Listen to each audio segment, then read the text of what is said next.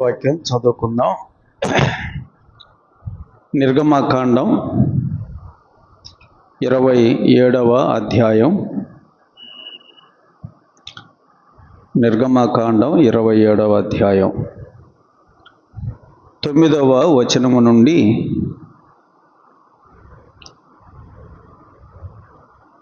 15వ వచనము వరకు చదువుకుందాం. 9 నుండి 15 వరకు. మరియు నీవు మందిరమునకు ఆవరణము ఏర్పరచవలెను.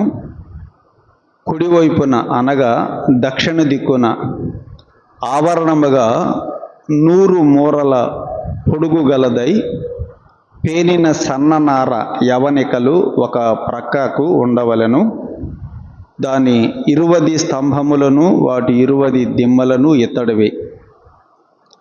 ఆ స్తంభముల వంకులను వాటి పెండె బద్దలను వెండివి. అట్లే పొడుగులో ఉత్తర దిక్కున 100 మూరల పొడుగు గల యవనికలు ఉండవలెను. దాని 20 స్తంభములను 20 దిమ్మలను ఇత్తడివి. ఆ స్తంభముల వంకులను వాటి పెండె బద్దలను వెండివి. పడమటి దిక్కున ఆవరణపు వెడల్పు కొరకు 50 మూరల యవనికలు ఉండవలెను. వాటి స్తంభములు 10 వాటి దిమ్మలు 10. తూర్పు వైపున అనగా ఉదయ దిక్కున ఆవరణపు వెడల్పు 50 మూరలు, ఒక ప్రక్కన 15 మూరల యవనికలు ఉండవలెను. వాటి స్తంభములు 3, వాటి దిమ్మలు 3. రెండవ ప్రక్కన 15 మూరల యవనికలు ఉండవలెను. వాటి స్తంభములు 3, వాటి దిమ్మలను 3.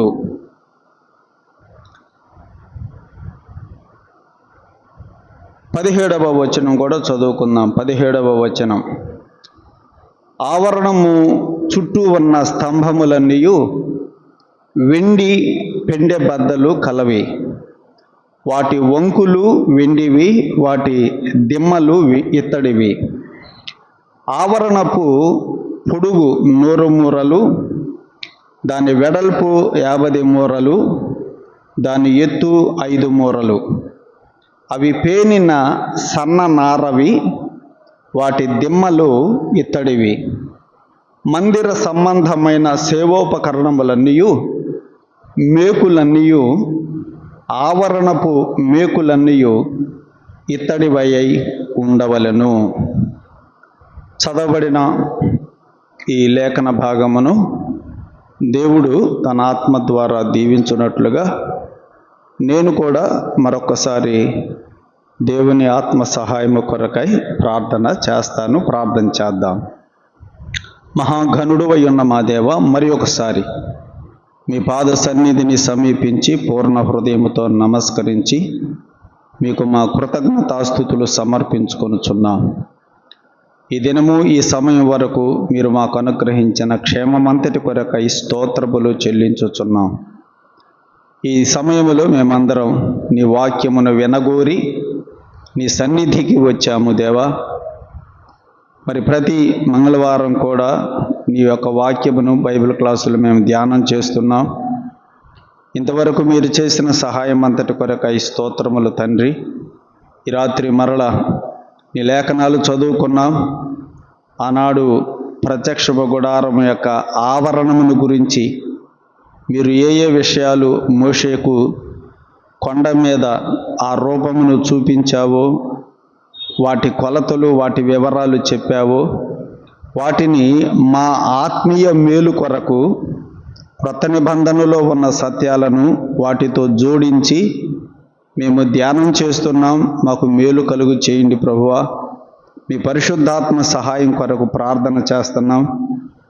నీ వాక్యము మేము వింటూ ఉండగా మా హృదయాలలో కూడా పరిశుద్ధాత్మ కార్యము జరగాలి. లేనిచో మేము ఏ మేలు పొందుకోలేము. ప్రభువా, మీ పరిశుద్ధాత్మ కార్యమును మా అంతరంగాలలో జరిగించండి.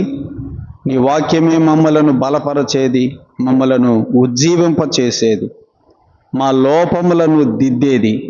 అట్టి వాక్యమును ఈ రాత్రి మీరు మాకు అనుగ్రహించి మాకందరికీ క్షేమాభివృద్ధిని కలుగు చేసి సంతృప్తితో ఆత్మ సంబంధమైన మేలులతో మేము నీ సన్నిధి నుండి వెళ్ళడానికి దయ చూపించుమని నిలిచిన నన్ను మీ ఆత్మవశములో ఉంచుకొని వినువారికి క్షేమకరమైన మాటలు అనుగ్రహించుమని మీ ప్రియకుమారుడు మా రక్షకుడు ప్రభువైన యేసుక్రీస్తు నామము పేరట మా కృతజ్ఞతా స్తోత్రములు సమర్పించి ప్రార్థన చేయుచున్నాము తండ్రి. ఆమేన్.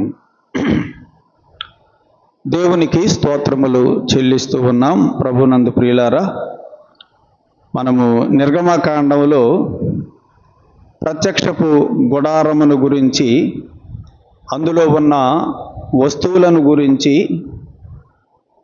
మనము ధ్యానం చేస్తూ ఉన్నాం. ఈ రాత్రి ప్రత్యక్షపు గుడారము యొక్క ఆవరణమును గురించి మనం చదువుకున్నాం. మందసమును గురించి, మందసము మీద ఉన్న కరుణాపీఠమును గురించి, అలాగే పైకప్పుకు ఉన్నటువంటి తెరలను గురించి, ప్రత్యక్షపు గుడారములో ఉన్న దీపవృక్షమును గురించి, బల్లను గురించి మనం ధ్యానం చేశాం. అంతేకాకుండా ప్రత్యక్షపు గుడారానికి చుట్టూ ఉన్నటువంటి ఈ గోడలు, నలుగు గోడలు ఉన్నట్టుగా తుమ్మకర్రతో చేయబడినటువంటి పలకలను గురించి మనము ధ్యానం చేశాం. ఈ రాత్రి ఈ ప్రత్యక్షపు గుడారము యొక్క ఆవరణమును గురించినటువంటి విషయాలను దేవుడు మోషేకి తెలియచేసి ఉండగా వాటిని రాత్రి మనం చదువుకున్నాం. ఈ ఆవరణమును గురించినటువంటి విషయాలలో మనం కూడా ఆత్మ సంబంధమైనటువంటి పాఠాలను ఈ రాత్రి మనము జ్ఞాపకం చేసుకుందాం. ప్రత్యక్షపు గుడారము యొక్క ఆవరణము అంటే చుట్టూ ఉన్నటువంటి ప్రహరీ, మనం ఇంటికి చుట్టూ ప్రహరీ కట్టుకుంటాం కదా, ఆ ప్రహరీనే ఇక్కడ మనకి ఆవరణము అని చెప్పబడింది. కనుక ఈ యొక్క ఆవరణమును గురించినటువంటి విషయాలను దేవుడు మోషే ద్వారా తెలియజేసి ఉండగా వాటిని రాత్రి మనం జ్ఞాపకం చేసుకుందాం. 9వ వచనం చూడండి. మరియు నీవు మందిరమునకు ఆవరణము ఏర్పరచవలెను అన్నాడు. ప్రత్యక్షపు గుడారం మందిరమును నిర్మించిన తరువాత దానికి ఆవరణము ఏర్పరచాలి అని దేవుడు చెప్పాడు. ఆ ఆవరణమును ఎలా ఏర్పరచాలో చెప్పాడు. వాటి వివరాలు కుడివైపున, 9వ వచనం చదువుతున్నాను. కుడివైపున అనగా దక్షిణ దిక్కున, కుడివైపు అంటే దక్షిణ దిక్కు,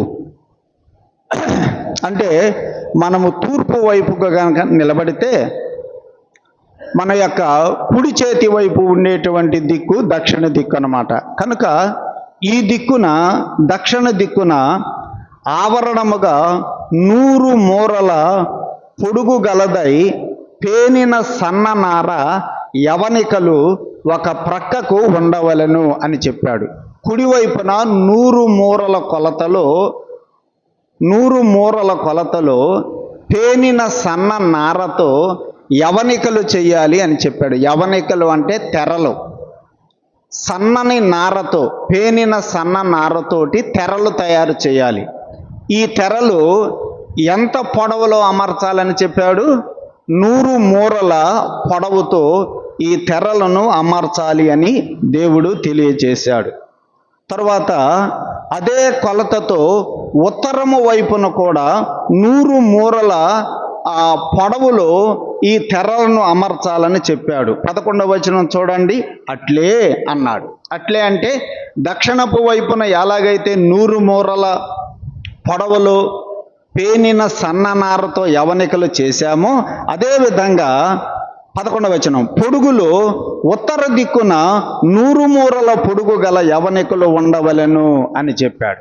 ఉత్తరము వైపు కూడా 100 మూరల యవనికలు ఉండాలి అని దేవుడు తెలియచేశాడు. ఈ విషయాలను మనం ఈ రాత్రి జ్ఞాపకం చేసుకుందాం. ఇందులో ఉన్నటువంటి ఆత్మ సంబంధమైనటువంటి పాఠాలను కూడా మనం నేర్చుకుందాం.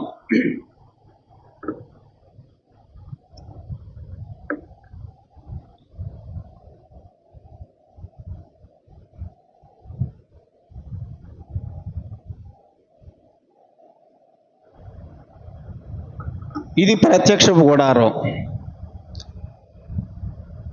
ఇది పరిశుద్ధ స్థలం, ఇది అతి పరిశుద్ధ స్థలం.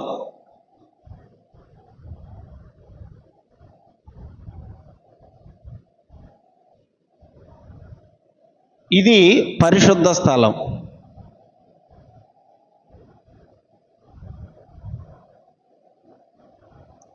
అతి పరిశుద్ధ స్థలాన్ని గురించి, పరిశుద్ధ స్థలాన్ని గురించి మనం చెప్పుకున్నాం. ఇందులో మందసము ఒక్కటే ఉంటుంది.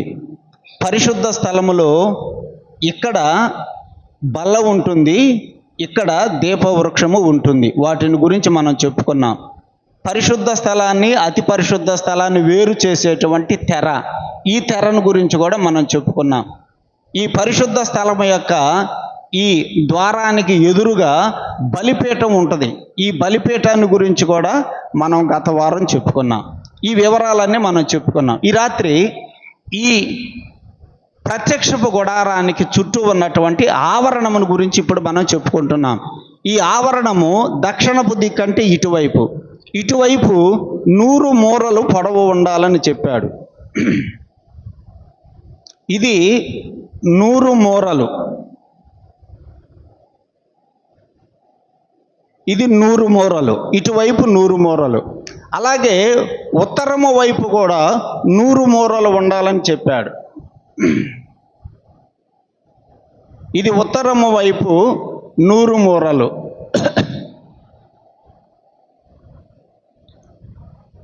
ఈ రెండు విషయాలను గురించి మనం 9వ వచనంలో, తర్వాత 11వ వచనంలో చదువుతున్నాం.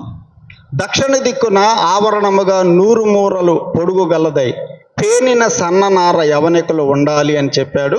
అలాగే 11వ వచనంలో ఉత్తర దిక్కున 100 మూరల పొడుగు గల యవనికలు ఉండవలెను అని చెప్పాడు. ప్రియులారా, ఈ ఉత్తరము వైపున 100 మూరలు, దక్షిణము వైపున 100 మూరలు పొడవుతోటి యవనికలు ఉండాలి. యవనికలు అంటే తెరలు చెప్పాడు.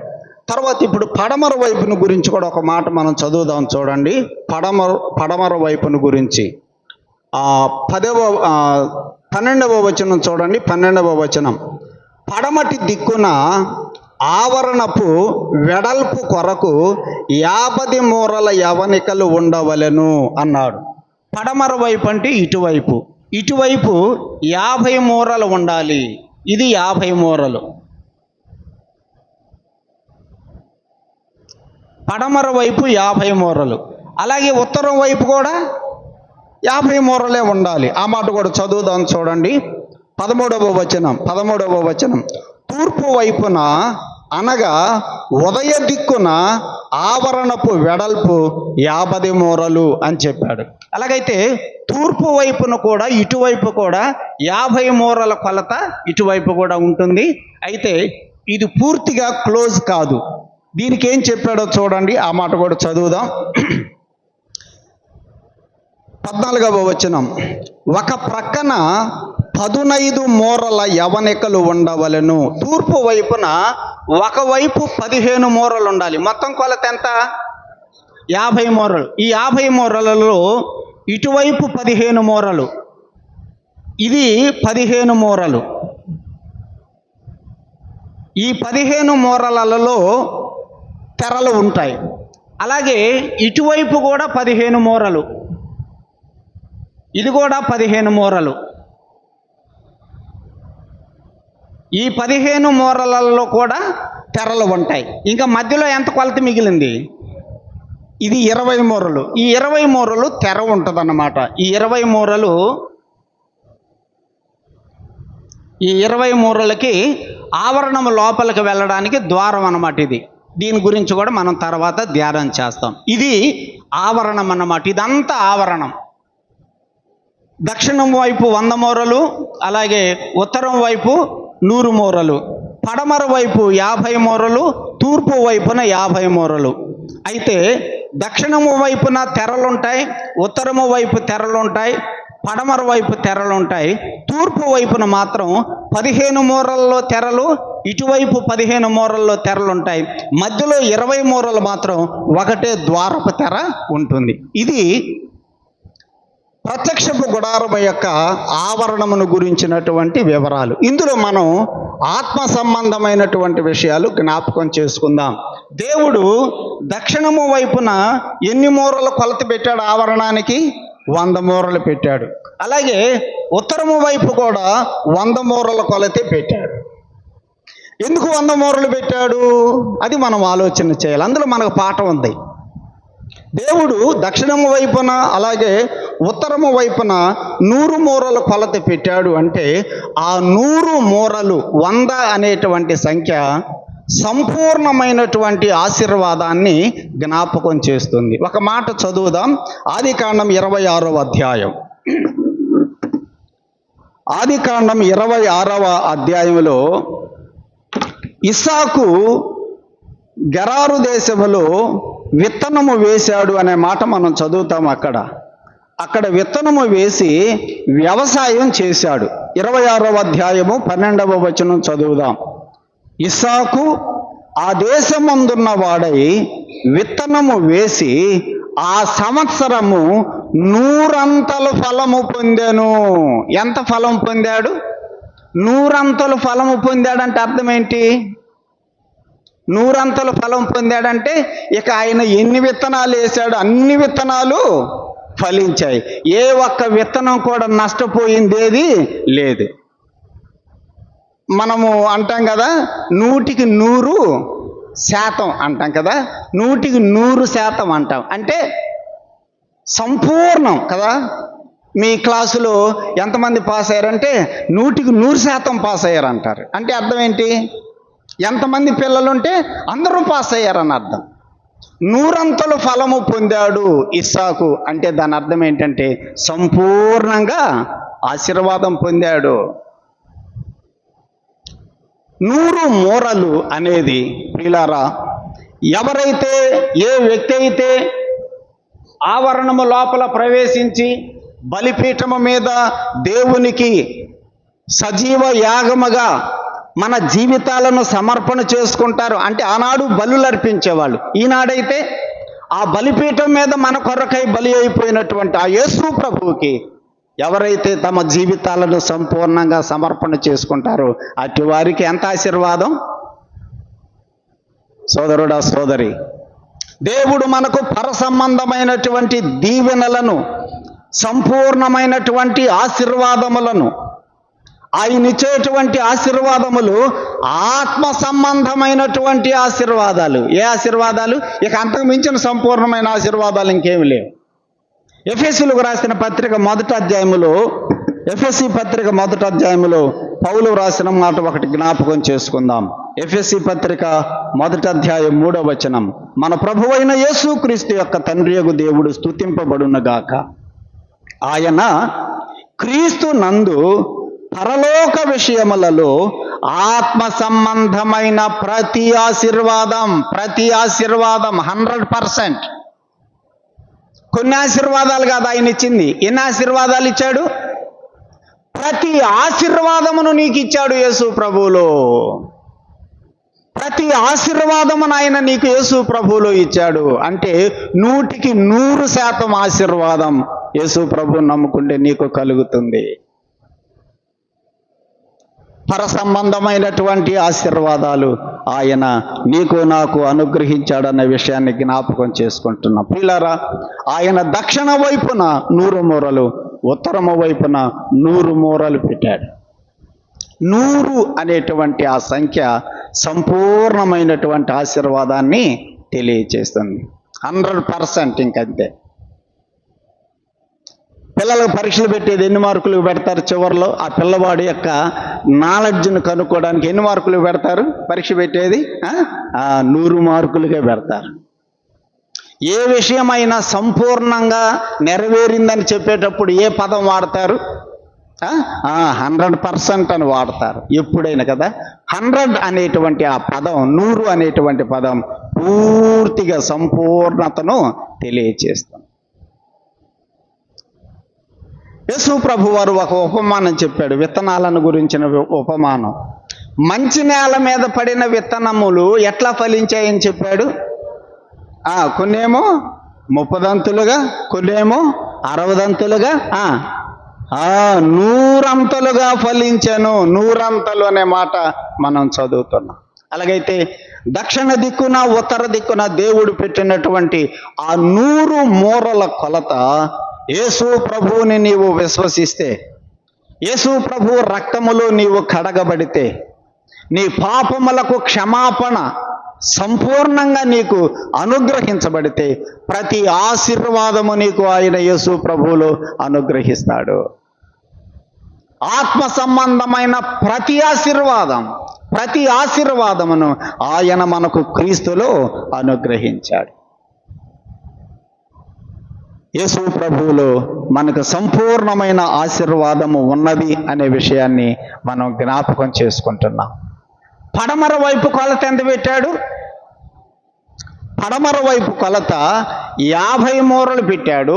అలాగే తూర్పు వైపు కొలత కూడా ఎంత పెట్టాడు? 50 మూరలే పెట్టాడు. ఇటు ఎందుకు 50 మూరలు పెట్టాడు? 100లో సగం ఎంత? 100లో సగం ఎంత? 50. ఎప్పుడైనా కూడా సగము అనే మాట చెప్పేటప్పుడు ఎంత పర్సెంట్ చెబుతాం? 50% అంటాం కదా. 4లో 2 పాస్ అయ్యారు అనుకో, ఎంత పర్సెంట్ పాస్ అయ్యారు? 50. అవునా? 10 మంది కన్యకలు ఉన్నారు. 10 మంది కన్యకల్లో పెండ్లి కుమారుణ్ణి ఎదుర్కొంది ఎంత పర్సెంట్? అంతేనా? 10లో 5 కదా ఈ పెండ్లి కుమారుణ్ణి ఎదుర్కొంది. అంటే ఎంత పర్సెంట్? 50%. 2 తిరగలు విసురుతుంటే ఆ 2లో ఎంతమంది కొనుక్కోబడ్డారు అంటే ఎంత పర్సెంట్? 50% కదా. 50%. అలాగైతే ప్రపంచంలో చాలామంది మేము యేసు ప్రభువుని నమ్ముకున్నాం అంటున్నారు, కానీ 100% పరలోకం చేరతారా? నో. ఎంత చేరతారు? అట్లా అనుకోవడమే. అంటే 50% అంటే ఖచ్చితంగా చెప్పను, కానీ ప్రభువు చెప్పాడు 10 మంది కన్యకలలో 5 మాత్రమే పెండ్లి కుమారుణ్ణి ఎదుర్కొన్నారు. 2 తిరగలు విసురుతుంటే ఒకరే కొనిపోబడ్డారు. 2 మిద్ది మీద ఉంటే ఒకరే కొనిపోబడ్డారు. 2 పొలములో ఉంటే ఒకరే కొనిపోబడ్డారు. 2 మంచం మీద ఉంటే ఒకరే కొనిపోబడ్డారని ప్రభువు చెప్పాడు. 50% ప్రభు వాడాడు. మరి ఇక్కడ కూర్చున్నటువంటి అందరిలో ఎంతమంది పరలోకం చేరతారు? 50%, 100%? ఆలోచన చేసుకోవాలి. నేను చెప్పేది మన గురించి మాత్రమే కాదు, సార్వత్రికంగా. ఒకవేళ ఇక్కడ కూర్చున్న మనందరం కనుక నిజంగా ప్రభువులో రక్షించబడితే అందరం వెళ్తాం, అనుమానం లేదు. అంతేకాని ప్రతి సంఘంలో 50 మంది పోతారు, 50 మంది ఉంటారు అనేది కాదు నేను చెప్పేది. సార్వత్రికంగా అంటే ప్రపంచమంతటిలో మేము ప్రభువు నమ్ముకున్నాము అని చెప్పబడిన వారందరూ పరలోకం చేరరు. ఇది మాత్రం ఖాయం. చేరేవారు 50% అని ప్రభువు చెప్పిన ఉపమానాలను బట్టి చెబుతున్నా అంతే. అయితే చేరేవారందరూ పరలోకం చేరుతున్నారంటే దేనిని బట్టి చేరుతున్నారు? మీరు కృపచేతనే రక్షించబడితిరి అన్నాడు. ఆ 50% అయినా రక్షించబడ్డారంటే దేని చేత చెప్పండి? మన గొప్పతనం ఏమి లేదు, అందులో మన మంచితనం ఏమి లేదు. అది కేవలం దేవుని యొక్క కృప. పౌలు అన్నాడు, నేను ఏమై ఉన్నాను అదంతా దేవుని యొక్క కృపే అన్నాడు. 50 అనేటువంటి సంఖ్య దేవుని యొక్క కృపను జ్ఞాపకం చేస్తుంది. 100 మూరలు అనేది యేసు ప్రభువుని నమ్మినటువంటి ప్రతి విశ్వాసి పొందేటువంటి సంపూర్ణమైనటువంటి ఆశీర్వాదాన్ని తెలియచేస్తూ ఉండగా, 50 మూరలు అనేది రక్షించబడిన నీవు నేను, ఆయన చేత ఆశీర్వాదములు పొందినటువంటి నీవు నేను కేవలము దేవుని కృపచేతనే అనే విషయాన్ని జ్ఞాపకం చేస్తుంది. ఆయన కృపే. గత ఆదివారం, మొన్న ఆదివారం కూడా ఆరాధనలో సోదరుడు దేవుని కృపను గురించే జ్ఞాపకం చేశాడు. ఆయన కృప. మేము నీ ఆలయములో ప్రవేశించి నీ కృపను గురించి మేము ధ్యానించితిమి అన్నాడు భక్తుడు.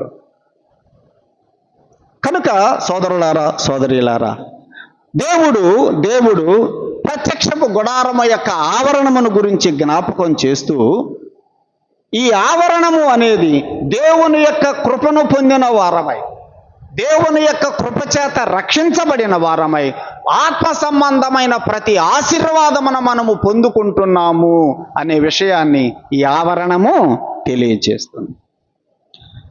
9వ వచనం చూడండి. 9వ వచనం, మరియు నీవు మందిరమునకు ఆవరణము ఏర్పరచవలెను. కుడివైపున అనగా దక్షిణ దిక్కున ఆవరణముగా 100 మూరల పొడుగు గలదై పేనిన సన్న నార యవనికలు ఒక ప్రక్కకు ఉండవలెను. ఈ దక్షిణము వైపున ఈ 100 మూరలలో తెరలు ఉంచాలన్నాడు. యవనికలు అంటే తెరలు. ఈ 100 మూరలలో తెరలు పెట్టాలి. ఈ తెరలు దేనితో తయారు చేయాలి అది కూడా చెప్పాడు దేవుడు. పేనిన సన్న నారతో చేయబడిన యవనికలు అన్నాడు. సన్న నార, నారతో చేయబడినటువంటి వస్త్రాలు ఏ రంగులో ఉంటాయి?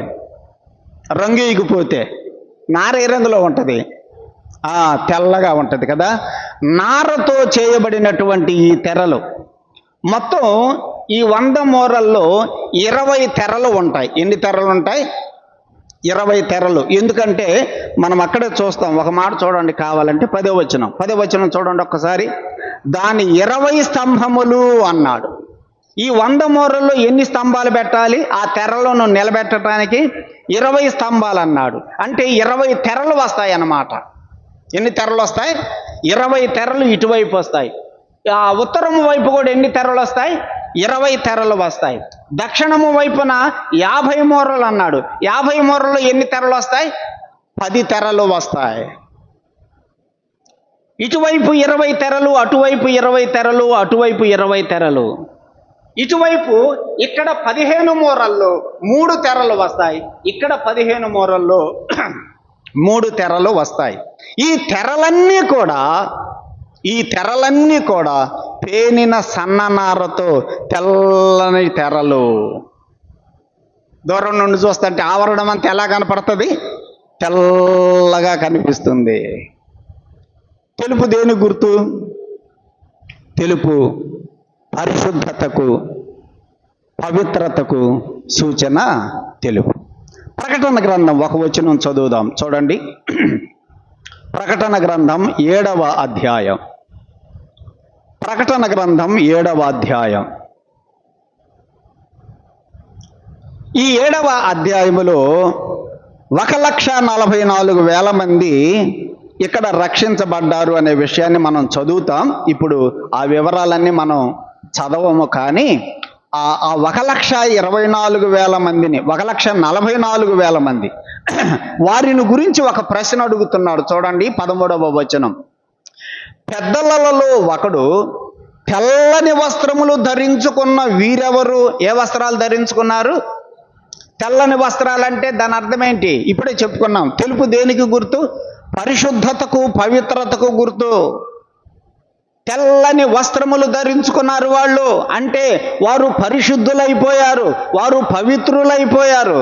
ఎలా వచ్చింది వారికి ఆ వస్త్రాలకు ఆ తెల్లదనం? అక్కడే చెప్పాడు చూడండి. వీరు ఎక్కడి నుండి వచ్చారని నన్ను అడిగాను. 14వ వచనం. అందుకు నేను, అయ్యా నీకే తెలియను అనగా అతడు నాతో ఎలాగో చెప్పాను. వీరు మహాశ్రమల నుండి వచ్చిన వారు గొర్రెపిల్ల రక్తములో తమ వస్త్రములను ఉతుకుకొని వాటిని తెలుపు చేసుకొనిరి. ఆ వస్త్రాలను ఎక్కడ ఉతుక్కున్నారు? వస్త్రాలు ఎక్కడ ఉతుక్కున్నారు? గొర్రెపిల్ల రక్తములో ఉతుక్కున్నారట వస్త్రాలు. గొర్రెపిల్ల రక్తములో వారి వస్త్రములను ఉతుక్కుంటే ఆ వస్త్రాలు ఎట్లాగైపోయినాయి? తెల్లగా అయిపోయినాయి. అందుకనే వారు తెల్లని వస్త్రాలు ధరించుకున్నారు. ఆ వస్త్రాలకు ఆ తెలుపుదనం ఎలా వచ్చింది? వస్త్రాలు ఎక్కడ ఉతుక్కున్నారు? గొర్రెపిల్ల రక్తములో ఉతుక్కున్నారు. రక్తంలో వస్త్రాలు ముంచితే ఎట్లా ఉంటాయి? తెల్లగుంటాయా, ఎర్రగుంటాయా? రక్తంలో వస్త్రాలు ముంచితే ముంచి పైకి లేపితే ఏ రంగు కనపడుతుంది? ఎర్రగా. మరి తెల్లగట్టయిని. దాని అర్థం ఏంటంటే, గొర్రెపిల్ల రక్తం అంటే యేసు ప్రభు రక్తములో వస్త్రాలంటే ఈ వస్త్రాలు కాదు, మన బ్రతుకే, మన జీవితమే. మన బ్రతుకుని, మన జీవితాన్ని క్రీస్తు రక్తములో మనము కడుగుకున్నప్పుడు మన జీవితం ఏమైపోతుంది? పవిత్రమైపోతుంది, పరిశుద్ధమైపోతుంది. అది దాని అర్థం. అంతేగాని మందిరానికి వచ్చేటప్పుడు ప్రతి ఆదివారం అందరూ తెల్లని బట్టలు వేసుకొని రావాలనే రూల్ కాదు. అర్థమైందా? కొన్ని సంఘాల్లో ఆదివారం ఏ బట్టలు వేసుకొని వెళ్తారు? తెల్ల బట్టలు వేసుకొని వెళ్తారు. తెల్ల షర్టు, తెల్ల ప్యాంటు వేసుకుంటారు, తెల్ల చీరలు కట్టుకుంటారు, తల మీద ముసుగు తెల్లగా ఉంటుంది, అంతా తెలుపే, లోపలంతా నలిపేలండి కదా. పిల్లరా, తెలుపు పరిశుద్ధత, నీ జీవితము, నీ ప్రవర్తన యేసు ప్రభు రక్తములో కడగబడితే ఎలా ఉండాలి చెప్పండి? పరిశుద్ధంగా, పవిత్రంగా ఉండాలి.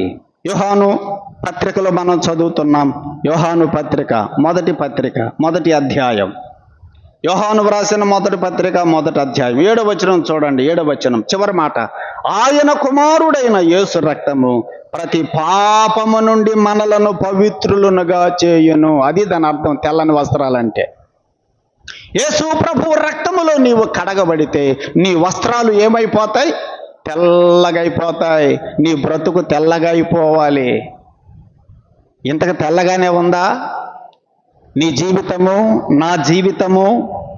మన బ్రతుకు పవిత్రంగానే ఉన్నదా? ఈ రాత్రి ఆలోచన చేయండి ప్రియులారా.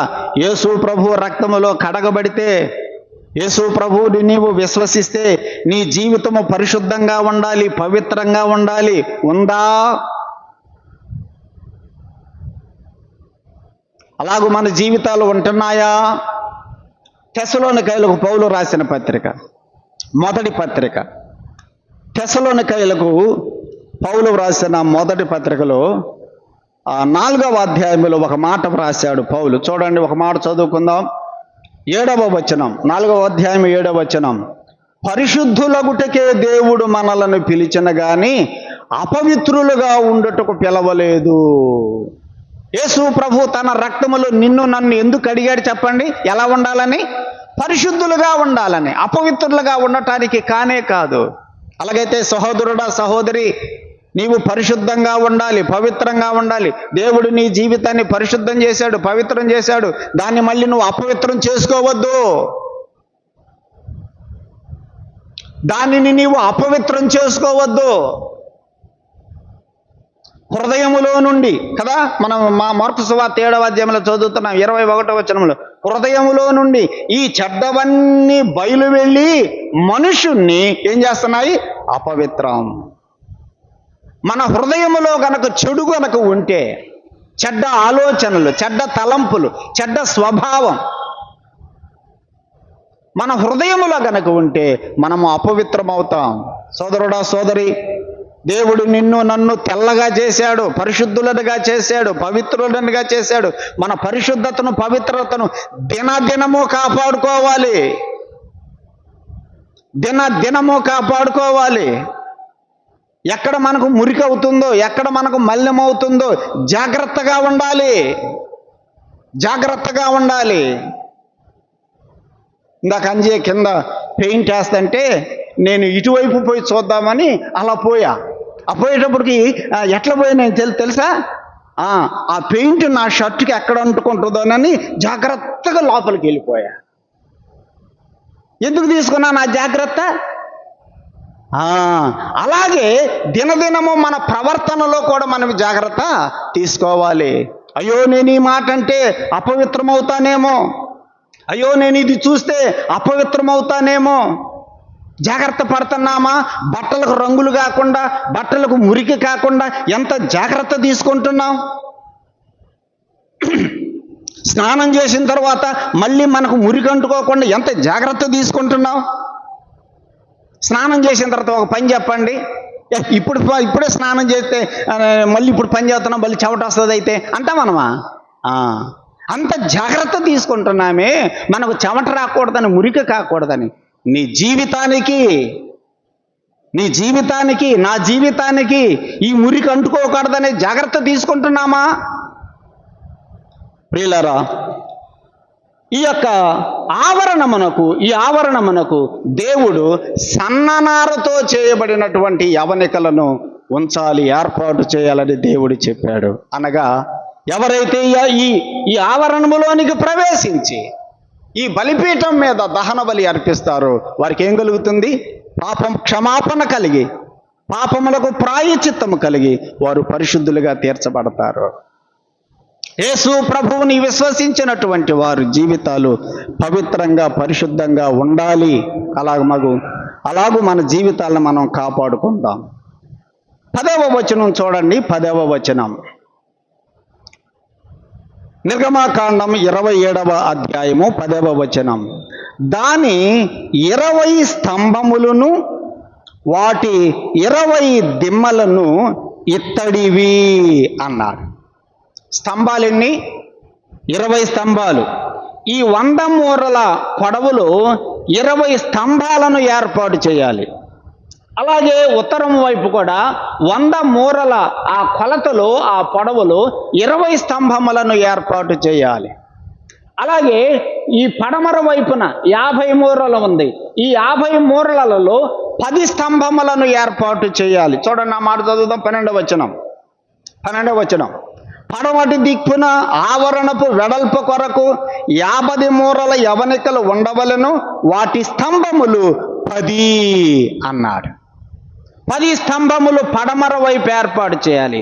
తూర్పు వైపున ఇక్కడ 3 స్తంభములు, ఇక్కడ 3 స్తంభములు ఏర్పాటు చేయాలి. ఆ తెరలు ఈ స్తంభముల ఆధారముతో నిలబడతాయి.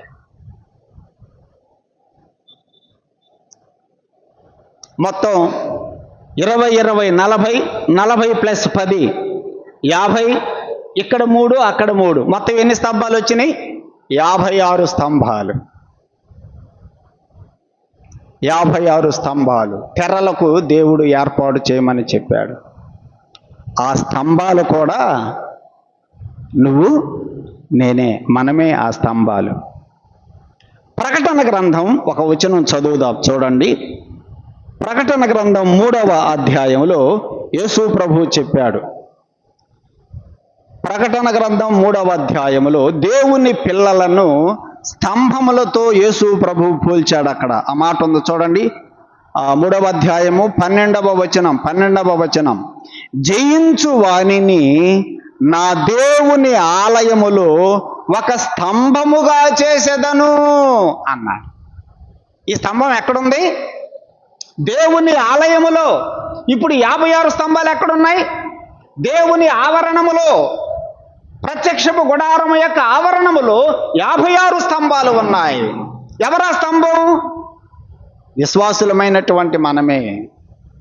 అయితే ఇక్కడ ఒక మాట చెప్పాడు, నేను దేవుని ఆలయంలో నిన్ను స్తంభంగా నిలబెట్టాలంటే నువ్వెలా ఉండాలి? జయించాలి. జయిస్తున్నావా? ఓడిపోతున్నావా? టీవీని జయించావా? సెల్ ఫోన్ను జయించావా? అంటే అర్థమైందా? అర్థం కాలేదా? టీవీని నువ్వు జయిస్తే టీవీని జోలికి నువ్వు పావు. న్యూస్ చూడవచ్చులే, తప్పులేదులే. ఇక టీవీ జోలు బాగవద్దు అని అంటే అది నాది టీవీ లేకుండా చేసుకోమని కాదు నేను చెప్పేది. కత్తిపేట అవసరం లేదా? చేయి తగ్గిద్దని వదిలేస్తామా కత్తిపేటని? వాడుకునే విధానములు వాడుకోవాలి అంతే. టీవీలు కూడా అంతే, వాడుకునే విధానములు వాడుకోవాలి. సెల్ ఫోన్ కూడా మనం వాడుకునే విధానములు వాడుకోవాలంతే. ఇది మన మెడకాయ కోసేసిద్ది, మనకి మేలు కూడా చేసిద్ది. రెండూ ఉన్నాయి దీనివల్ల. అయితే దీనిని వాడుకునే విధానములు వాడుకోవాలి. నేను ఎందుకు ఈ మాట చెబుతున్నానంటే, జయించే జీవితము ఉన్నదా, ఓడిపోతున్నావా? చాలామంది ఇంకా ఓడిపోతున్నారు. టీవీని వదిలిపెట్టలేకపోతున్నారు. టీవీలో చూడకూడని వాటిని చూడకుండా ఉండలేకపోతున్నారు. సెల్ ఫోన్లో చూడకూడని వాటిని చూడకుండా ఉండలేకపోతున్నారు. అంటే వాళ్ళు ఏమైపోతున్నారు? ఓడిపోయావు. స్తంభముగా దేవుడు నిన్ను ఎలా నిలబెడతాడు ఆలోచన చేయి. జయించు వానిని నా ఆలయములో ఒక స్తంభముగా నేను నిలబెడతా. జయ జీవితం. సహోదరుడా, సహోదరి, నీవు జయ జీవితం కలిగి ఉన్నావా? ఓడిపోతున్నావా? గలతీలకు వ్రాసిన పత్రిక 2వ అధ్యాయం. పౌలు గలతీలకు వ్రాసిన పత్రిక 2వ అధ్యాయం 9వ వచనములో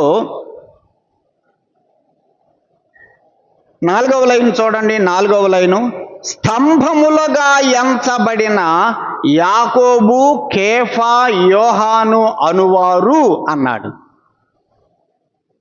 యాకోబు, కేఫా, యోహాను అనేవారు ఎలా ఎంచబడ్డారట? స్తంభములుగా ఎంచబడ్డారట. ఆది సంఘములో యాకోబు ఒక స్తంభముగా, కేఫా అంటే ఎవరు? పేతురు ఒక స్తంభముగా, తర్వాత యోహాను ఒక స్తంభముగా వారు ఉన్నారు ఆది సంఘములో. వారు స్తంభముల లాంటి వారు. నీవు కూడా, నేను కూడా మనమున్న స్థానిక సంఘములో స్తంభములుగా ఉండగలుగుతున్నామా? స్తంభం ఏం చేస్తుంది? ఇప్పుడు మన మందిరాన్ని కూడా చూడండి, ఎన్ని స్తంభాలు పెట్టామో. స్తంభం అంటే పిల్లర్లు కదా.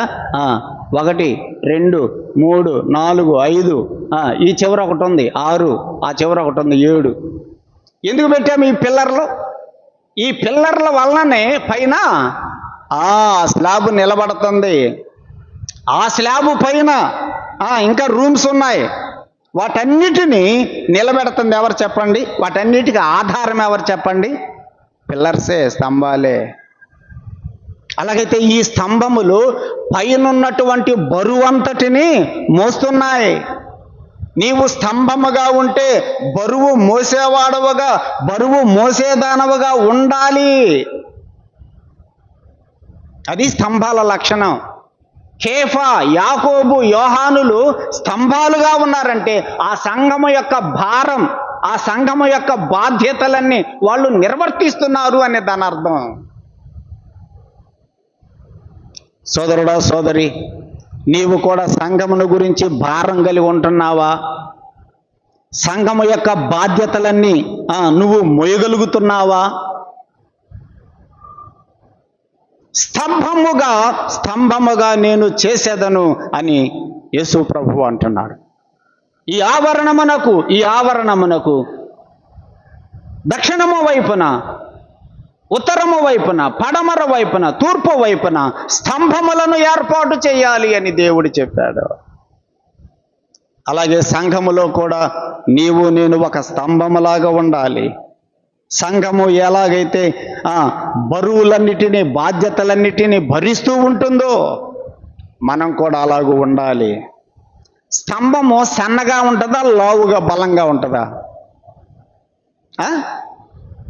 పిల్లర్లు లావుగా కడతారా, సన్నగా కడతారా? పిల్లర్ అంటే సన్నగా ఉండదు, ఎందుకంటే ఆ బరువు మొయ్యాలి కాబట్టి అది బలముగా ఉంటుంది. దేవుని పిల్లలమైన మనం కూడా ఎలా ఉండాలి చెప్పండి? బలముగా ఉండాలి. ఆత్మ సంబంధమైనటువంటి బలము కలిగి మనము బ్రతకాలి.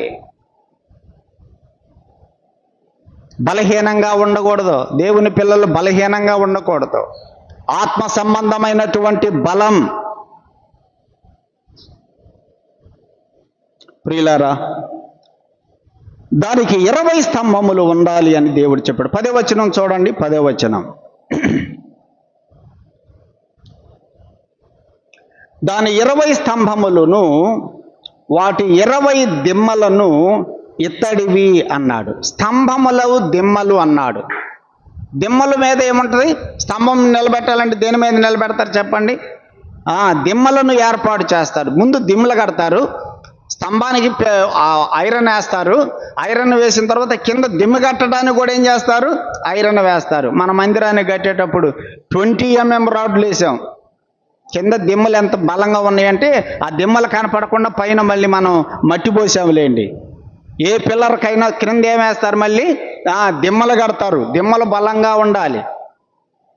ప్రియులారా, ఈ దిమ్మల యొక్క బలముతోటి పిల్లర్లు ఏం చేస్తాయి, నిలబడతాయి. ఈ పిల్లర్లు మనమైతే దిమ్మ ఎవరు? మన ప్రభు అయిన యేసుక్రీస్తే. ఈ స్తంభాలు బలముగా నిలబడటానికి క్రింద దిమ్మలు కడతారన్నమాట. ఆ దిమ్మల యొక్క బలముతోటి ఇవి కూడా బలంగా నిలబడగలుగుతాయి. నీవు నేను సంఘములు స్థిరంగా బలంగా నిలబడాలంటే క్రింద దిమ్మ ఉంటేనే. ఎవరా దిమ్మ? యేసు ప్రభు. యేసు ప్రభువు మీద నీ జీవితము నా జీవితమును గనక కట్టుకోగలిగితే మనం ఎలా ఉంటాం చెప్పండి? బలముగా ఉంటాం, స్థిరంగా ఉంటాం. కీర్తనల గ్రంథం 40వ కీర్తనలో దావీదు చెప్పిన ఒక మాట మనం చదువుకుందాం. ఆయన జిగటగలిగిన దొంగ ఊబిలో పడిపోయాడంట దావీదు. ఆయన బయటకు రాలేకపోతున్నాడు. అలాంటి సమయంలో దేవుడు తన చెయ్యిచ్చి ఊబిలో కూరుకుపోయినటువంటి ఆ దావీదుని దేవుడు బయటికి తీసుకొచ్చాడట. బయటికి తీసుకొచ్చి ఎక్కడ నిలబెట్టాడు చెప్పాడు. చూడండి 2వ వచనం 40వ కీర్తన. నాశనకరమైన గుంటలో నుండి, జిగటగల దొంగ ఊబిలో నుండి ఆయన నన్ను పైకెత్తి నా పాదములను బండ మీద నిలబెట్టాడు. ఈ దావీదు ఒక పిల్లర్ అయితే ఈ పిల్లర్ ఎక్కడ నిలబడింది? బండ మీద. ఆ బండే దిమ్మనమాట. నిలబడాలి అంటే క్రింద దిమ్మ ఉండాలి, క్రింద ఒక ఆధారం ఉండాలి. నీవు నేను కూడా స్థిరంగా బలంగా నిలబడాలంటే యేసు ప్రభువే మన జీవితానికి ఆధారం. యేసు ప్రభువే మన జీవితానికి ఆధారం. నాకు సినిమాలంటే చాలా పిచ్చి. గతంలో కూడా చెప్పాను. ఒక రోజే 4 సినిమాలు చూసినటువంటి అనుభవం నా జీవితంలో ఉంది. ఉదయం మార్నింగ్ షో, మధ్యాహ్నం మ్యాట్ని, తర్వాత ఫస్ట్ షో, వరుసగా సినిమాలు చూసా ఒక్కరోజే. అట్లాంటి పిచ్చి కలిగినటువంటి నేను ఇప్పుడు ఆ సినిమాలు అంటే అసహించుకొని స్థిరంగా ఉండగలుగుతున్నానంటే దేన్ని బట్టి? నా పాదములు ఎక్కడ నిలబెట్టుకున్నాను? దిమ్మ మీద. ఎవరా దిమ్మ? యేసు ప్రభు. యేసు ప్రభువు మీద నా జీవితాన్ని నిలబెట్టుకున్నా. ప్రభువా, నా వల్ల కావటల్లా ఆ పాపాలను జయించటం అని ప్రభువు మీద ఆధారపడితే ప్రభు నేనుండానుగా అన్నాడు. ప్రభువు మీద ఎవరైతే ఆధారపడతారో, ప్రభువుకి ఎవరైతే తన జీవితాలను సమర్పణ చేసుకుంటారో అట్టి వారిని ఆయన స్థిరంగా బలంగా నిలబెడతాడు. నువ్వు స్థిరంగా బలంగా ఎందుకు ఉండలేకపోతున్నావంటే నీకు దిమ్మ లేదు, క్రింద ఆధారం లేదు. బండ మీద ఇల్లు కట్టుకుని బుద్ధిమంతుని పోలి ఉండును అన్నాడు కదా. బండ మీద ఇల్లు, గాలి వచ్చిందట, తుఫాను వచ్చిందట, వానలు వచ్చినాయి, వరదలు వచ్చినాయి, ఎన్ని వచ్చినా కూడా ఆ ఇల్లు ఏం కాలేదు, కూలిపోలేదు. ఇల్లు కింద దిమ్మేది ఉంది, బండ యేసు ప్రభువే. కనుక ప్రియులారా, దేవుడు చెబుతున్నాడు ఈ 20 స్తంభములకు క్రింద 20 దిమ్మలు కూడా ఉండాలి. దిమ్మలు లేకపోతే స్తంభాలు నిలబడవు. క్రీస్తు లేకపోతే మన జీవితానికి ఆధారం లేదు. క్రీస్తే మన జీవితానికి ఆధారం. మన ప్రవర్తనకు క్రీస్తే ఆధారం. అందుకే దినము మన జీవితాలను క్రీస్తు ప్రభువుకు అప్పగించుకోవాలి. ప్రభువా, ఈ రోజంతా నీ ఆత్మచేత నన్ను నడిపించయ్యా. ఆయన మీద ఆధారపడి మనం లోకంలోకి వెళ్ళినప్పుడే మనం ప్రభు కొరకు స్థిరంగా నిలబడగలం. ఏ బలహీనత నీ జీవితంలో ఉందో, ఇందాక నా సంగతి నేను చెప్పుకున్నాను కదా, ఏ బలహీనత నీ జీవితంలో ఉందో ఆ బలహీనతను ప్రభు దగ్గర పెట్టు. ఆయనే మనకు దిమ్మ. ఆయన మీద ఆధారపడు. దేవుడు నిన్ను ఆ విషయంలో స్థిరంగా నిలబెట్టగలడు. 20 స్తంభములు 20 దిమ్మలు అన్నాడు. 10వ వచనం చూడండి. 10వ వచనం. దాని 20 స్తంభములను వాటి 20 దిమ్మలను ఇత్తడివి అన్నాడు. ఈ స్తంభాలు దిమ్మలు దేంతో తయారు చేయాలని చెప్పాడు? ఇత్తడి. మనం చెప్పుకున్నాం కదా, ఇత్తడి అనేది దేనికి సూచన? ఇత్తడి తీర్పుకు. ఇత్తడి అనేది దేనికి సూచన? తీర్పుకు. నీ కొరకు నా కొరకు యేసు ప్రభు అన్యాయమైనటువంటి తీర్పును పొంది నీకు నాకు ఏమి లేకుండా చేశాడు? తీర్పే లేకుండా చేశాడు. తీర్పే లేకుండా చేశాడు. ఆ యేసు ప్రభు మీద మనం ఆధారపడి మన జీవితాలను స్థిరంగా నిలబెట్టుకుందాం. తర్వాత చూడండి, 10వ వచనం చూడండి. దాని 20 స్తంభములను వాటి 20 దిమ్మలను ఇత్తడివి, ఆ స్తంభముల వంకులను వాటి పెండె బద్దలను వెండివి అన్నాడు. ఈ స్తంభాలకు మళ్ళీ ఏముండాలని చెప్పాడు? ఈ స్తంభాలకు వంకులు ఉండాలి అని చెప్పాడు. స్తంభాలకు ఏముండాలి? స్తంభములకు వంకులను వాటి పెండె బద్దలను ఉండాలి అని చెప్పాడు. ఇది స్తంభం అనుకోండి, ఇది ఒక స్తంభం. ఈ స్తంభానికి ఇక్కడ ఒక వంకు ఉంటుంది, ఇక్కడ ఒక వంకు ఉంటుంది. ఈ వంకుకి మధ్యలో దేన్ని ఏలాడదీస్తారు? తెర. వంకులు ఎందుకు పెట్టాడు దేవుడు? ఎందుకు ఉండాలన్నాడు వంకులు? తెరలను ఏర్పాటు చేయడానికి. అలాగే ఈ స్తంభం, ఈ పిల్లర్ అన్నమాట. ఈ పిల్లర్కి ఇటువైపు ఒక వంకు ఉంటుంది, ఇది ఒక స్తంభం, దీనికి ఒక వంకు ఉంటుంది. ఈ వంకుకి ఏమి ఏర్పాటు చేశారు? తెరలు. అలాగైతే ఈ వంకులు అనేవి తెరలు నిలబడటానికి ఆధారం. ఆ తెరలు ఎవరని చెప్పుకున్నాం? విశ్వాసులమైనటువంటి మనమే. ఇందాక చెప్పుకున్నాం కదా, తెల్లని తెరలు, తెల్లని పవిత్రమైన జీవితం కలిగినటువంటి నీవు నేనే. ఆ వంకుల ఆధారముతో ఆ తెరలు వేలాడదీయబడ్డాయి. స్తంభములకు ఆధారం దిమ్మలు ఉన్నాయి. ఈ తెరలకు కూడా ఆధారం ఏంటి చెప్పండి? వంకులు. సోదరుడా, సోదరి, నీ జీవితానికి నా జీవితానికి ఆధారం యేసు ప్రభువే. ఆ వంకులు కూడా ప్రభువైన యేసుక్రీస్తుని సూచిస్తూ ఉన్నాయి. వంకులును ఇంకేమన్నాడు చూడండి, వంకులును తర్వాత పెండె బద్దలు అన్నాడు. పెండె బద్దలు. ఈ పెండె బద్దలు దేనికి?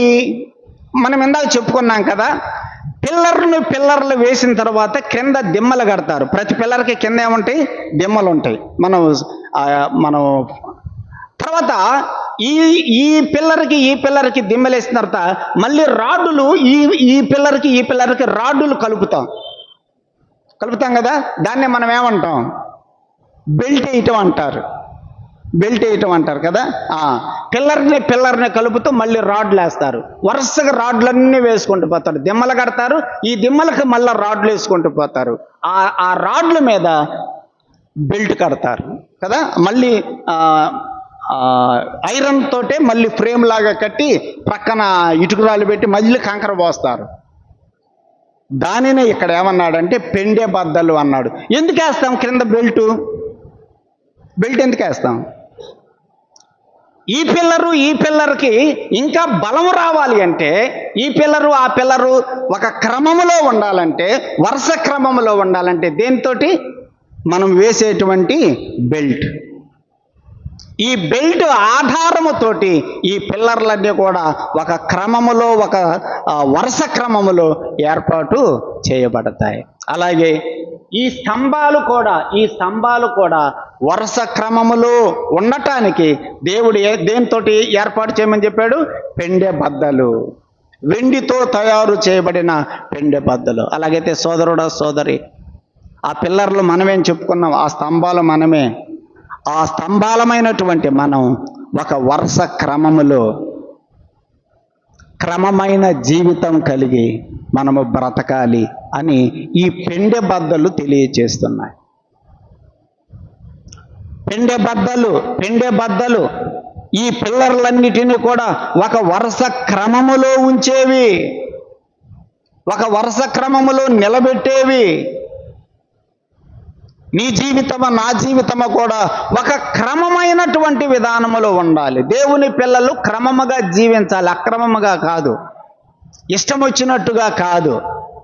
ఒక పద్ధతి అనేది మన జీవితాలలో ఉండాలి. నిద్ర లేచినది మొదలుకొని నిద్రపోయే వరకు మన జీవితం అంతా ఒక క్రమముగా ఉండాలి. అది దేవుని యొక్క పరిశుద్ధ ఆత్మచేతనే ఆ క్రమమైన జీవితం మనకు వస్తుంది. గలతీలకు రాసిన పత్రిక చూడండి, ఒక మాట చదువుకుందాం. గలతీలకు రాసిన పత్రికలో పౌలు ఆ మాట వ్రాస్తూ ఉన్నాడు. 5వ అధ్యాయం, గలతీ పత్రిక 5వ అధ్యాయం, గలతీ పత్రిక 5వ అధ్యాయం 25వ వచనం. మనము ఆత్మను అనుసరించి జీవించువారమైతిమా, ఆత్మను అనుసరించి క్రమముగా నడుచుకుంటాము. ఒక క్రమం. ఈ పిల్లర్స్ అన్నీ కూడా ఒక వరుసగా క్రమముగా ఉండగలుగుతున్నాయంటే క్రింద దిమ్మలు వాటికి ఉన్నటువంటి పెండె బద్దలి ఆధారం.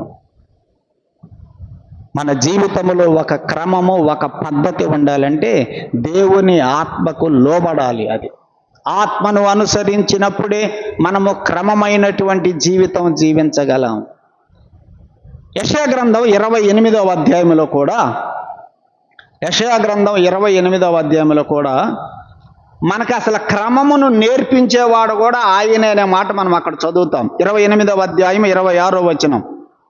యెషయా గ్రంథం 28:26 చూడండి.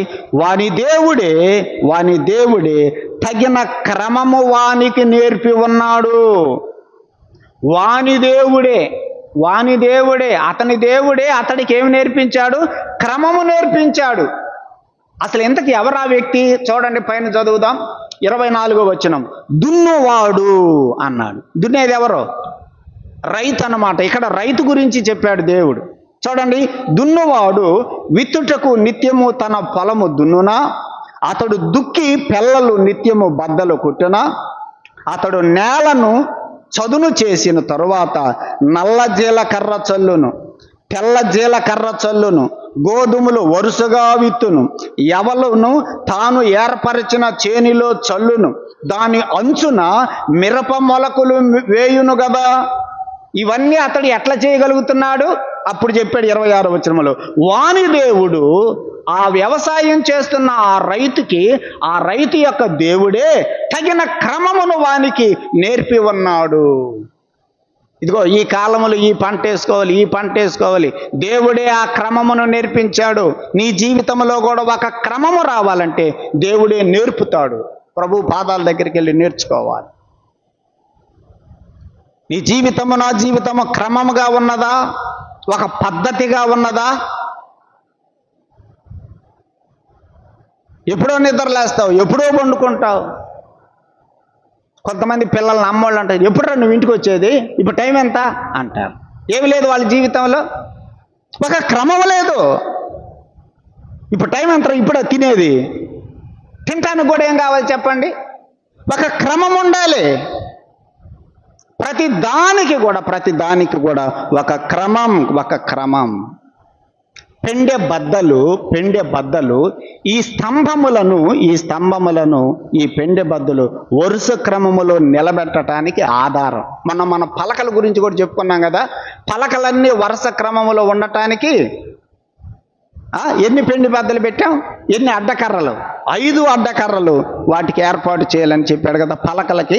అట్లాగని ఈ స్తంభములకు కూడా పెండె బద్దలు ఏర్పాటు చేయమన్నది కారణం ఏంటంటే క్రమము కోసం. ప్రియులారా, ఈ యొక్క ఆవరణములలో 100 మూరల కొలతలు దక్షిణము ఉత్తరం చెప్పాడు, తూర్పు పడమర 50 మూరలు చెప్పాడు. వాటికి తెల్లని తెరలను ఏర్పాటు చేయమన్నాడు. ఆ తెరలకు ఆధారంగా స్తంభములను ఏర్పాటు చేయమన్నాడు. ఆ స్తంభములు కూడా దిమ్మల మీద నిలబెట్టాలని చెప్పాడు. ఆ తెరలను ఆ స్తంభాలకు ఏర్పాటు చేయడానికి వంకులను ఉంచాలని చెప్పాడు. ఈ స్తంభాలన్నీ కూడా క్రమముగా ఉండటానికి పెండె బద్దలు ఏర్పాటు చేయాలని చెప్పాడు. ఇదంతా చెప్పిన తర్వాత చివరికి ఏం చెప్పాడో చూడండి. 19వ వచనం. మందిర సంబంధమైన సేవోపకరణములన్నీయు మేకులన్నీయు ఆవరణపు మేకులన్నీయు ఇత్తడివి అయి ఉండవలను అన్నాడు. చివరికి మేకుల సంగతి కూడా చెప్పాడు. మేకులు కూడా దేంతో తయారు చేయాలన్నాడు? ఇత్తడితో తయారు చేయాలి. ఈ మేకులు ఎందుకు? ఈ మేకులు ఎందుకు? మనం షామ్యానా కట్టేటప్పుడు చూస్తాం కదా, షామ్యానా కట్టిన తర్వాత కర్రలు ఉంటాయి కదా, ఆ కర్రలకు పైన తాడు కట్టి ఆ తాడుని క్రిందకి లాగి ఆ తాడుకి ఏం కడతారు, దేనికి కడతారు? ఆ తాడుని తీసుకెళ్ళి ఒక మేకు కడతారు. ఇప్పుడు గాలి కొట్టింది అనుకోండి, ఈ షామ్యానా పైకి లేచి వెళ్ళిపోకుండా ఎవరు దానిని ఆపుతున్నారు?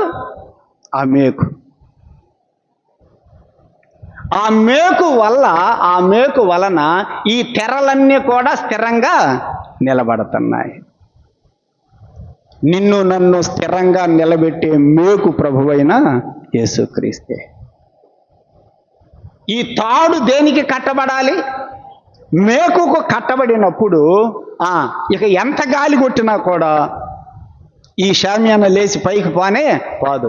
ఎంత గాలి కొట్టినా కూడా ఈ తెరలు కింద పడవు. ఎందుకంటే ఈ తాడు తీసుకొని వెళ్ళి దేనికి కట్టబడింది? మేకులకు కట్టబడింది.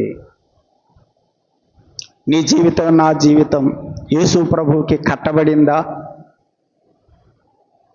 మన ఆధారం యేసు ప్రభువై ఉన్నాడా? అలాంటప్పుడు మన జీవితాలు స్థిరంగా బలంగా నిలబడగలవు. ప్రియులారా, ఈ యొక్క ఆవరణములో దేవుడు ఈ ఏర్పాటులన్నీ చేయమని చెప్పాడు. ఇందులో ఈ ఆవరణం అంతటిలో కూడా దేవుని పిల్లలమైనటువంటి మన కొరకు బలి అయిపోయినటువంటి యేసు ప్రభువునందు విశ్వాసం ఉంచి ఆత్మ సంబంధమైన ప్రతి ఆశీర్వాదమును పొంది ఆయన కొరకు పవిత్రమైన జీవితం, పరిశుద్ధమైన జీవితం జీవిస్తూ స్థిరముగా బలముగా ఎన్ని గాలులు వచ్చినా ఎన్ని తుఫానులు వచ్చినా పడిపోకుండా ప్రభువు కొరకై మనము స్థిరంగా నిలబడేటువంటి వారంగా మనము ఉండాలి అనేటువంటి పాఠం మనకి ఆవరణము నేర్పుతూ ఉన్నది. అలాగున మనం స్థిరంగా బలంగా నిలబడాలంటే మన దిమ్మ యేసు ప్రభువే, మన మేకు యేసు ప్రభువే, అన్నిటికీ ఆధారం యేసు ప్రభువే. యేసు ప్రభువు మీద ఆధారపడదాం. దినదినం ఆయన ఆత్మచేత మనం నడిపించబడుతూ ఆయన నామ మహిమ కొరకై మన ప్రవర్తనను, మన బ్రతుకులను స్థిరముగా నిలబెట్టుకుని ప్రభువుకు మనల్ని మనం అప్పగించుకుందాం. అలాంటి కృప ప్రభువు మనకు దయచేయనట్లుగా మనందరం కూడా ప్రార్థన చేద్దాం. ప్రార్థన. పరిశుద్ధుడైన మా తండ్రి, ఈ రాత్రి ఆవరణములో మేము నేర్చుకున్న తలంపులను మా జీవితాలకు వాటిని దీవెనకరంగా చేయమని ప్రార్థన చేస్తున్నాం. నీ కుమారుడని యేసు ప్రభువు ద్వారా మా ప్రతి పాపమును పరిహరించి క్షమించి పరిశుద్ధులుగా పవిత్రులుగా చేశావు. మా వస్త్రములను తెల్లగా చేశావు. నీ ఆలయములో మమ్ములను ఒక స్తంభముగా నిలబెట్టావు. నీ కొరకై బలముగా స్థిరముగా మేము బ్రతకడానికి, తెల్లగా పరిశుద్ధంగా పవిత్రంగా బ్రతకడానికి మాకు ఆధారము నీవే. మీ ఆత్మ చేత దినము మమ్మలను అలాగూ నడిపించండి, సహాయము చేయమని తిరిగి మా ప్రభువా గురువారం రాత్రికి ఏర్పాటు చేయబడబోయే కూడికలో కూడా మీ దాసులను మా మధ్యకు తీసుకురండి. మేమందరం కూడా నీ సన్నిధికి వచ్చి నీ వాక్యము విని మేలు పొందడానికి దయ చూపించమని, తిరిగి మేమందరం మా గృహాలకు వెళుతూ ఉండగా తోడై ఉండమని యేసు ప్రభువు నామమున ప్రార్థన చేయుచున్నాము తండ్రి. ఆమేన్. అందరికీ వందనాలు. కూడిక ముగించబడింది. మనం సెలవు తీసుకుందాం. ఎల్లుండి రాత్రికి మన మధ్యలో డేవిడ్ రాజు అనే వారిద్దరు కూడా ఉంటారని చెప్పాం. వారిద్దరు వస్తారు. 6:30 గంటలకి కూడిక ప్రారంభించబడుతుంది. 7 గంటల నుంచి 8 గంటలకు ఒక వర్తమానం, 8 నుండి 9 వరకు మరొక వర్తమానం, 2 వర్తమానాలు ఉంటాయి. అలాగే శనివారం మన మధ్యలో ప్రొద్దుటూరులో సేవ చేస్తున్న స్వామినాథన్ గారు మన దగ్గరకు వస్తారు. శనివారం ఉదయం 9:30కి కూడిక ప్రారంభించబడుతుంది. భోజనాలు మనమే తయారు చేయాలి కాబట్టి శుక్రవారం ఉదయం 5 గంటలకి, తెల్లవారుజామున 5 గంటలకి సహోదరులు, యవనస్తులు, సోదరీలు వచ్చి వంటల విషయంలో సహకరించాలని కూడా మనం చేస్తున్నాం. మరి ఆ కూడికల కొరకు, గురువారం కూడికల కొరకు ప్రార్థనాపూర్వకంగా సిద్ధపడండి, ప్రార్థన చేయండి. సెలవు తీసుకున్నాం. అందరికీ వందనాలు. మరొక విషయం, మన చినగంజాములో సేవ చేస్తున్న స్థానిక సంఘ పెద్దలు భాను అన్న కుమార్తె మనోజ్ఞ, అల్లుడు మురళి వారు కూడా ఇక్కడే ఒంగోలులోనే వారు ఒక ఇంట్లో నివసిస్తున్నారు. వారిద్దరు జాబులు చేస్తున్నారు. ఇక్కడే అమ్మాయి కొత్తపట్నంలో చేస్తుంది. వారు మనతో కలిసి సహవాసానికి వస్తున్నారు. వారి కొరకు కూడా మీ ప్రార్థనలో జ్ఞాపకం చేసుకోవాలని మనవి చేస్తున్నాం. సెలవు తీసుకుందాం. వందనాలు అందరికీ.